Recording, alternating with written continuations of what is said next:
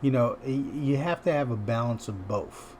A strong start, or a strong finish, and you have to have a balance of both, I think.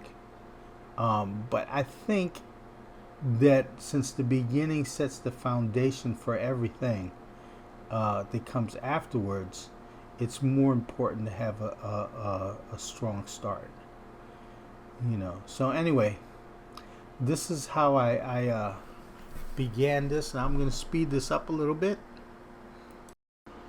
Okay, so I sped it up a lot, but I want to get past this because, like I said, this is a very long. Session I had with this sketch. But I started to introduce some color here. In the beginning, it wasn't important what color I had, and I did it very washy. I had a lot of water to this because and the paintings that I did after that were so much better.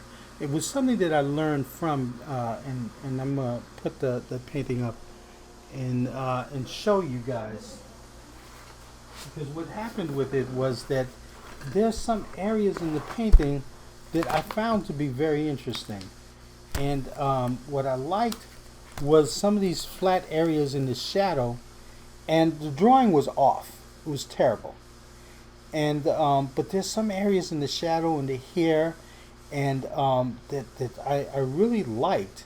And if I can keep it that simple, it would be interesting, in the eyes and so forth. So the drawing was way off, though.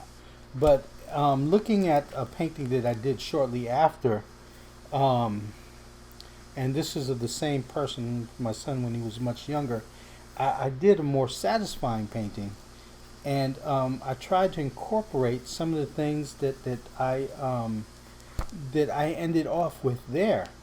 So, and then the paintings that I did afterwards were some of the better things that I've done in a while.